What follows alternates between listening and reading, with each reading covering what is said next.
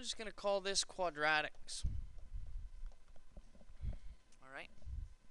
So the first thing we did was the graphing properties. So I'm going to say in working form, remember, because when we completed the square, the whole idea was to get it into working form, which was y equals a x minus k squared plus p.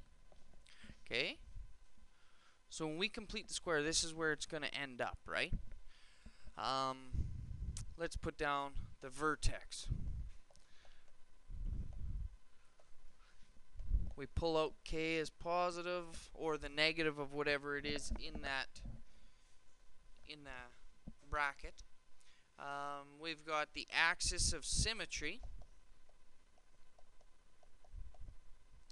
That's x would equal our k, right? Or the x value of the vertex.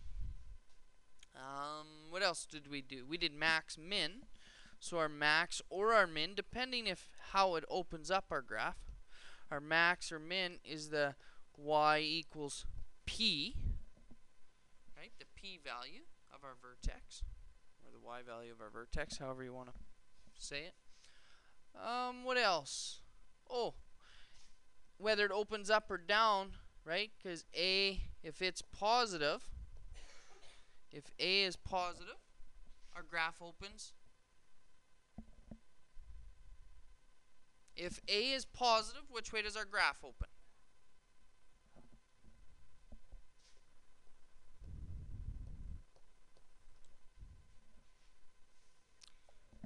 So if a is negative, it opens down.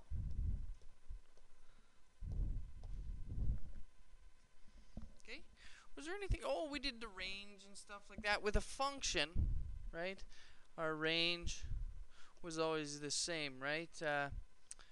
Well, not always the same, but y is always going to be greater than or less than, depending on whether it opens up or down. So greater than, less than p, or less than, equal to p. And our domain was always exactly the same because it wouldn't be a function if it wasn't.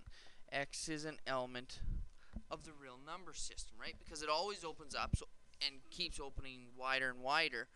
So we know that all the x values are going to be a part of that graph. Okay? Any other questions? Any other thoughts? Are we missing anything?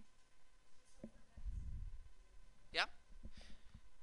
If it's got a max, it's got a top, right? So for a maximum, that means our graph looks like this, right? Because it's got a top value. It doesn't go any higher than that, does it, Caitlin? So it opens down. Okay, so A would be negative. Oh, intercepts, that's a good one, yeah. Here, I'm going to erase this for you. Okay, so intercept. So for our y-intercept, that's really easy. Because what do we plug in? Yeah, x is 0, right? So that's the easy one. X equals 0. So then you'll get y, whatever it is. Okay, just substitute x. For the x-intercept, however, we can do it two ways. Right? Well, three ways, really. Right? We can do the quadratic formula now. Always. It always works. That's what I would suggest, because even if it doesn't factor nice, because that's the second way I would suggest doing is factoring, right? Because if it's a trinomial easy and it works, there's nothing better, right?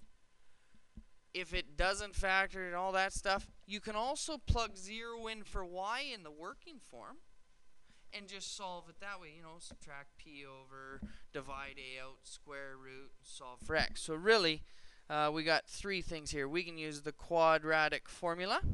Whoops, quadratic formula. Right? We can factor it, and or we can plug y equals 0 into the completed square one. Next door, Gage.